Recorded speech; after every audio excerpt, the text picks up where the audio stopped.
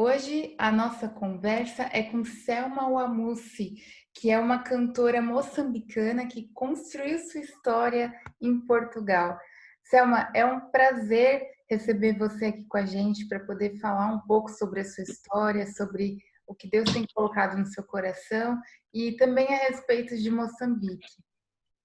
Olha, muito, muito gosto, muito prazer. Também é muito especial poder, perdão, estar aqui a partilhar na mesma língua. Espero que entendam o meu sotaque. Vou tentar, vou tentar falar bem devagar para que me possam entender. E eu tenho feito o meu percurso enquanto cantora também, tenho passado muito pelo Brasil. E a minha ligação com o Brasil tem sido cada vez mais estreita. Amo o Brasil, ainda conheço muito pouco, só conheço o Rio e São Paulo, Fortaleza, mas há uma conexão, penso que muito grande e muito forte também de nós enquanto, sei lá, posso dizer, o facto de termos sido colonizados pelo mesmo Portugal traz-nos esta língua que nos une, não é? Muito embora o passado colonial não seja assim o mais bonito, mas de alguma forma Deus encontra uma maneira de nos conectar, e aquilo que eu tenho sentido em relação ao Brasil é uma conexão muito forte, daquilo que é a minha herança moçambicana, obviamente enquanto africana, e também portuguesa, porque eu vivo em Portugal, vivo em Lisboa. Então eu creio mesmo que as ligações e os relacionamentos que tenho feito também aqui em Portugal com amigos brasileiros vêm para fortalecer uma espécie de aliança entre os vários continentes, África, Europa e América do Sul, onde é necessário também haver reconciliação e onde é necessário também haver um plano conjunto da parte deles também. É verdade, Selma. E para a gente começar, conta um pouco sobre o seu testemunho e a sua trajetória na música cristã. Hum.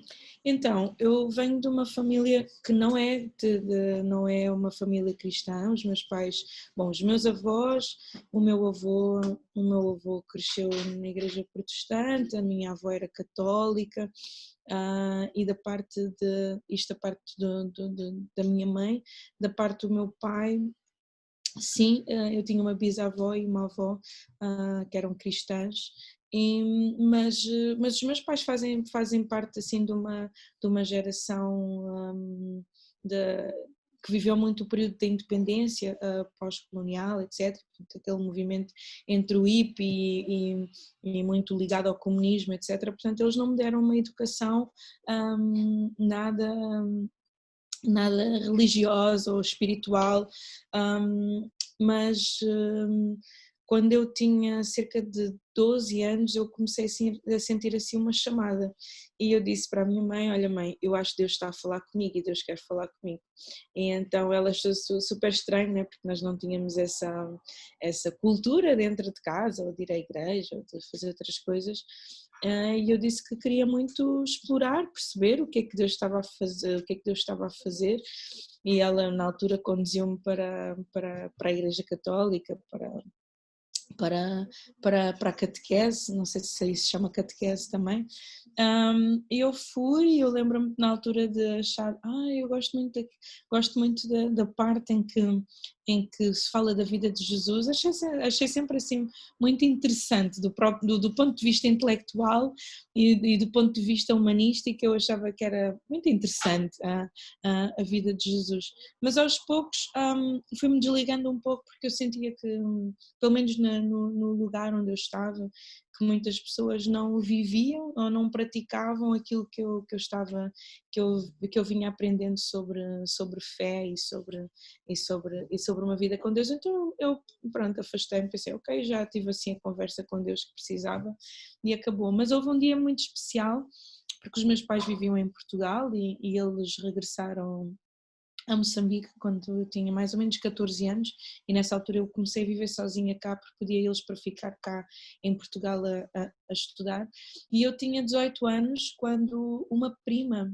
em segundo grau, me convidou para uma festa de aniversário, e nessa festa de aniversário estava um senhor que nós gozávamos muito, nós ríamos muito. Ele telefonava para ela e dizia, falava sobre Jesus e sobre salvação, e nós punhamos assim o telefone em alta voz e ríamos, gozávamos, dizia, maluco. Até que a minha prima deixou de fazer isso, e ela disse, convidei aquele Carlos maluco para o meu aniversário. Eu pensei, que estranho. Mas foi muito interessante porque no final dessa festa de aniversário toda a gente foi embora e o Carlos ficou e ele disse, gostava muito de honrar a vida da minha prima e de fazer uma oração por ela. Eu, ok, tudo bem, ele fez lá uma oração, mas depois aconteceu algo muito interessante, que ele começou a cantar. Ele começou a cantar e aquilo tocou de imediato o meu coração. E ele começou a cantar e eu comecei a cantar assim, de uma forma super improvisada, de uma forma que eu nunca tinha experimentado, e eu senti assim um toque tremendo de Deus. Eu comecei a chorar, eu pensei, não sei o que é que está a acontecer, não sei o que é que está a acontecer aqui. E esse Carlos disse-me, olha, eu acho que tu tens uma voz muito bonita e eu estou a criar um grupo de gospel, obviamente cristão, mas que nós abrimos a porta a quem não seja crente, mas que esteja com o coração disponível para aprender mais. E eu pensei, meio estranho e tal, mas eventualmente comecei a ir aos ensaios. Isso para mim no início havia muitas coisas que eram meio estranhas, né? Porque para mim era toda uma vivência que eu nunca tinha tido, assim, muito carismático. Se por um lado eu estranhei muito, por outro lado eu não conseguia sair indiferente nunca daqueles ensaios. Tinha uma parte muito forte de oração e depois cantávamos, e então o meu coração foi começando a mudar, e eu fui começando a entender que Deus de alguma forma queria falar comigo através da música. Eu estava a estudar engenharia civil, e todo o meu percurso de universitário foi feito a fazer parte deste grupo de gospel, que eu fui me envolvendo cada vez mais. Depois, passado cerca de 2 anos, eu durante muito tempo tinha muitos convites, toda a gente me queria levar para a sua igreja, e eu estava assim tipo, calma. E então eu acabei por sentir que havia uma igreja missionária que me tocava, e converti-me e senti mesmo, olha, não, esta é a vida que eu quero ter uma vida com Deus, quero ter uma vida com Jesus. E disse aos meus pais, e a primeira reação dos meus pais foi, não vais ficar uma fanática, pois não. E depois foi muito interessante, porque ao longo destes anos os meus pais foram vendo muitas transformações na minha vida, e foram abraçando também uma vida com Jesus. Mas aquilo que eu percebi logo nessa primeira vez em que eu estava a cantar e que Deus tocou o meu coração, foi que Deus tinha algo para mim através da música. E eu continuei a estudar engenharia, e fui engenheira até 2010, agora estamos em 2020. Terminei a minha formação em 2005 e até 2010 eu trabalhei enquanto engenheira, mas Deus foi sempre usando a música para o meu próprio crescimento profissional. Depois tive convites, fui cantar numa banda de rock and roll, fui estudar jazz, conheci muitas pessoas, gravei muitos discos, fiz imensas participações, mas sempre com esta matriz do gospel por trás, ou seja, toda a gente sempre que me convidava sabia que era a menina da igreja do coro gospel, que até podia estar a fazer coisas um pouco diferentes, um pouco mais alternativas, mas sempre com este background. E a verdade é que se passaram 21 anos, vai fazer este ano, 21 anos desde 1999, que foi quando eu recebi esse convite de começar a participar num coro gospel, e agora vai fazer, sei lá, se calhar 18 anos que me converti assim mesmo a sério, e o meu percurso profissional mudou radicalmente, porque eu depois decidi mesmo que eu queria ser música, queria ser cantora, e que acima de tudo eu queria sempre utilizar a música para chegar ao coração das pessoas, não necessariamente ser uma cantora de louvor, que eu também faço, também dirijo louvor na minha igreja, mas um percurso um pouco, se calhar, mais alternativo, um pouco diferente, em que tudo aquilo que eu faço a nível individual é de inspiração cristã, mas para chegar a outras pessoas, principalmente ao meio artístico, que muitas vezes está muito afastado de cristianismo, que vê o cristianismo sempre como um elemento que afasta a liberdade artística, e claro, sempre poder utilizar a minha visibilidade no mundo da música para poder também transformar a sociedade, não apenas ser um veículo de Deus de uma forma meramente espiritual ou religiosa, mas de uma forma prática, porque eu creio mesmo que Deus também se manifesta através das obras, né? Então tem sido um pouco assim, bom, para resumir 21 anos em 5 minutos não é assim muito fácil, espero não me ter alongado, mas basicamente este tem sido o meu testemunho, de utilizar a música como uma arma, como uma ferramenta de tocar o coração das pessoas e de fazer as pessoas sentirem o Deus que há em mim, mas um Deus que as abraça também e que quer estar com elas, mesmo que elas sejam muito diferentes e venham de uma realidade muito diferente e radicalmente muito diferente, e poder utilizar também essa tal visibilidade e impacto, para obras nas quais eu creio que Deus quer que eu esteja envolvida também, que implicam compaixão, que implicam muitas vezes esforço monetário, que implicam ajuda física e obviamente orações e intercessão, mas também um outro lado mais prático, não é, da nossa fé.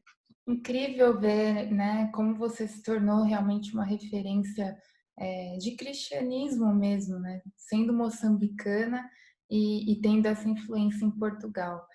É, com o aumento da violência extremista, a situação em Moçambique tem sido cada vez mais delicada. Como você enxerga essa situação? É difícil de entender no o panorama geral, o panorama completo, e para as pessoas que nos estão a ouvir, só dar aqui assim um pequeno panorama. Moçambique é um país muito grande, que tem várias etnias, tem várias províncias. Eu sou da região sul, de Maputo, e estamos a falar de uma situação que está a acontecer em Cabo Delgado, que é uma província que fica no norte de Moçambique. Quem está no sul dificilmente sente as dificuldades de quem está no norte, porque há muitas diferenças também. Moçambique é um país multicultural, mas multirreligioso também, para além das religiões mais animistas e tribais e tradicionais. Moçambique é um país onde existe hinduísmo, onde existe catolicismo, protestantismo e islamismo também. E a zona de Cabo Delgado, a zona do norte, é uma zona onde o islamismo está muito presente. E o que tem estado a acontecer nos últimos anos, principalmente desde 2017 até agora, tem sido que esta zona, que já era uma zona muito ocupada por pessoas islâmicas, mas não necessariamente pessoas extremistas, tem estado a ser ocupada e tem estado a ser atacada por insurgentes, que reivindicam, que fazem parte da extrema, de, de, de, de um grupo extremista islâmico, e que de alguma forma, com movimentos muito radicais como a exterminação de aldeias, a incendiar de aldeias, cortar cabeças, degolar pessoas, tem estado a acontecer desde 2017 até aqui. É difícil de entender porque eu creio que existem várias perspectivas aqui. Existe uma perspectiva claramente económica, porque Cabo Delgado é uma zona muito rica, descobriram-se alguns gases que são muito importantes para o desenvolvimento económico, é uma zona muito bonita com praias onde o turismo se tem estado a desenvolver muito, então existe esse lado económico que eu acho que também justifica a ocupação, porque estes insurgentes querem ocupar esta região e querem dominar esta região, e esta ocupação está a ser feita de arma na cabeça, ou a pessoa se converte para o Islão e faz parte desta milícia, ou então é morta. E Cabo Delgado também, por outro lado, tem tido a presença muito forte de ministérios cristãos, em particular o Ministério da Íris, que está presente em Pemba há muitos anos e que tem feito um trabalho incrível, e lá está um trabalho humanitário muito grande, obviamente revestido pela, pela fé cristã, e então eu creio que há uma conjuntura política, mas espiritual também, muito forte que está a acontecer ali em Cabo Delgado. Naturalmente, com todas estas camadas que existem a nível cultural e de outras religiões, há uma guerra que não é apenas física, mas há uma guerra espiritual também muito grande que está a acontecer em Cabo Delgado, e é com grande tristeza que eu, enquanto moçambicana, e que também já estive em Cabo Delgado, já estive com o Ministério da Íris e com outros ministérios que estão sediados lá, vemos as aldeias a serem dizimadas e alguma impotência também por parte do próprio governo moçambicano, que não está a conseguir gerir isto, e sem esquecer o panorama global que existe desta situação da pandemia do coronavírus, né? Então existem refugiados, pessoas que estão a fugir das suas aldeias porque não têm como sobreviver dentro das suas aldeias. Quando elas fogem ou quando elas são mortas, aquelas zonas são ocupadas por esses insurgentes, e elas têm que se mobilizar, e obviamente nessa mobilização onde as pessoas não têm condições de higiene e saúde, temos a emergência dentro da emergência, não é? Que é das pessoas que estão a fugir de uma guerra que nem sequer é do próprio país, porque estes insurgentes à partida não são da Tanzânia, do Zimbábue, dos países que estão ali à volta, que também são ocupados por radicais islâmicos. Então é uma situação muito complexa, difícil de entender, inclusive a própria postura do governo, e difícil de entender inclusivamente pelos moçambicanos que até estão no sul, que muitas vezes me perguntam: mas o que é que está a acontecer realmente lá em cima? Os relatos que eu tenho ouvido por parte, por exemplo, da minha mãe, que mora ao lado de um comando da Força Aérea, é que, tal como nos anos 80, em que havia guerra civil, que chegavam todos os dias caminhões com soldados mortos, estão a chegar soldados mortos moçambicanos que estão a tentar combater. Então acho que existe também uma fragilidade por parte das próprias tropas moçambicanas em conseguir defender o país destas milícias, que aparentemente estão muito bem equipadas e que estão muito bem, não é protegidas, mas que estão muito bem organizadas. É bem estranho, é bem estranho na minha perspectiva. Na minha perspectiva mais espiritual, eu creio que é uma espécie de intifada, uma espécie de ocupação religiosa e espiritual muito grande, que obviamente também tem por trás um lado social e económico, de dominar socialmente as pessoas que ali estão, e dominar política, económica e espiritualmente aquela área. Então há muito por onde agir, há muito por onde orar. Eu sei que, por exemplo, a Iris, que tem feito um trabalho muito grande de evangelização nesta área, neste momento está a pôr à frente daquilo que é o trabalho de evangelismo, está a pôr à frente todo o trabalho humanitário que é fundamental neste momento fazer, porque há muita necessidade. E estas pessoas, temos de nos lembrar que pessoas que vivem na aldeia são autossuficientes, têm constroem as suas casas, comem da sua terra, vivem de uma economia muito autossuficiente, não é? E quando elas fogem para o meio mais urbano, elas tornam-se muito mais pobres do que eram quando estavam nas suas aldeias. Então é um problema de fundo e que tem sido muito pouco falado, muito pouco divulgado assim, na comunidade internacional. De alguma forma tem sido... não sei se camuflado, porque pronto, se uma pessoa escrever Cabo Delgado no Google aparecem notícias, não é? Mas tem sido uma situação muito complicada, tal como, por exemplo, situações no Iémen, que também está em guerra civil há muito tempo, mas que também tem muitas questões de ordem espiritual por trás. São situações de emergência dentro da emergência, e eu acho que urge, e fico muito contente em também podermos ter esta conversa para que as pessoas possam estar alerta, não é? Possam orar também pela vida destas pessoas, porque são ataques muito violentos, são de uma ordem muito desumana. Não passa apenas por um tiro, mas passa por coisas muito violentas, como queimar pessoas vivas, como cortar cabeças, e é muito doloroso, né? O meu coração move-se de compaixão por estas famílias que estão a ver os seus pastores e pronto, e há um ataque também muito grande, obviamente, às entidades cristãs que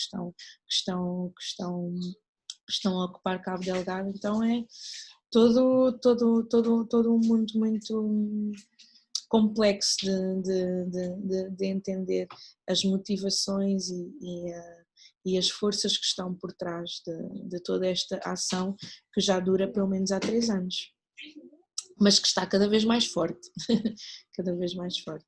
Como você acredita que os cristãos ao redor do mundo podem, de alguma forma, ajudar aqueles que estão sofrendo em Moçambique? Eu acho que, obviamente, a oração e a intercessão é fundamental.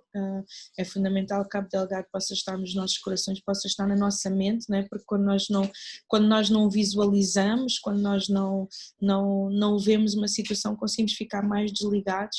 Então o meu apelo é que todos os cristãos possam procurar mais notícias sobre esta situação, possam visualizar e que nessa visualização possam orar e interceder, mas as pessoas também podem dar ajuda económica, podem fazer donativos. A Iris é uma das instituições credíveis que está em Cabo Delgado, eu penso pelo menos há 20 anos que lá está. Certamente haverá outras. Eu conheço outras associações, mas que não estão necessariamente em Cabo Delgado. Inclusive o ano passado eu estive em Moçambique na sequência de cheias e ciclones que houve em Moçambique, e eu tenho amigos ligados às Nações Unidas e que estiveram a trabalhar para apoiar as populações que foram afetadas pelas cheias, e um dos meus amigos responsáveis pela distribuição de comida disse: olha, a Iris ajudou-nos muito a mapear onde é que estavam as pessoas, porque as pessoas nas aldeias elas estão muito afastadas umas das outras, não é?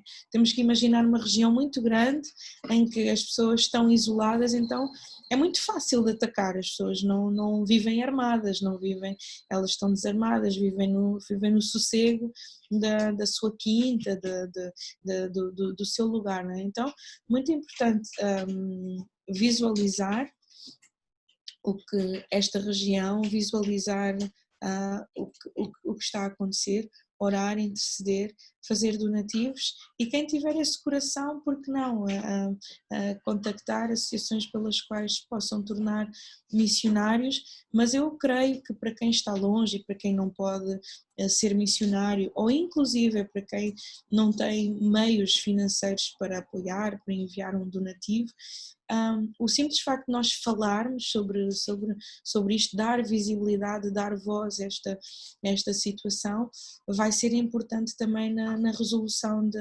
deste problema, na consciencialização da comunidade internacional. Então, nós, enquanto cristãos, enquanto crentes, sabemos que a palavra tem muito poder, não é? Então, estamos abençoar, obviamente, a vida destas pessoas, mas também que possamos sem medo, não é? Porque há aqui um espírito de medo que também está muito à volta da não divulgação destas notícias, do não falar, há muita censura à volta deste assunto, porque como não se sabe muito bem quem está por trás de quê e como, então se todos nós falarmos um pouco, se todos nós abençoarmos, se todos nós orarmos, se todos nós intercedermos, certamente que algo no mundo físico, no mundo espiritual que depois transporta para o mundo físico, irá acontecer. Então, oração, intercessão, informação, muito importante, a informação, os donativos, a missão, mas ser a voz daquelas pessoas que não têm voz e que neste momento estão a lutar todos os dias para poder sobreviver num lugar lindo, paradisíaco e maravilhoso. E qual é a importância do evento Um Clamor por Moçambique, que vai acontecer em Portugal nessa sexta-feira, dia 11 de setembro? Dia 11 de setembro nós vamos juntar várias pessoas de várias denominações num clamor por Moçambique. Eu sou uma pessoa assim muito de ação e de fazer coisas e de mobilizar coisas, e tenho falado com algumas pessoas que me perguntam logo, o que é preciso fazer?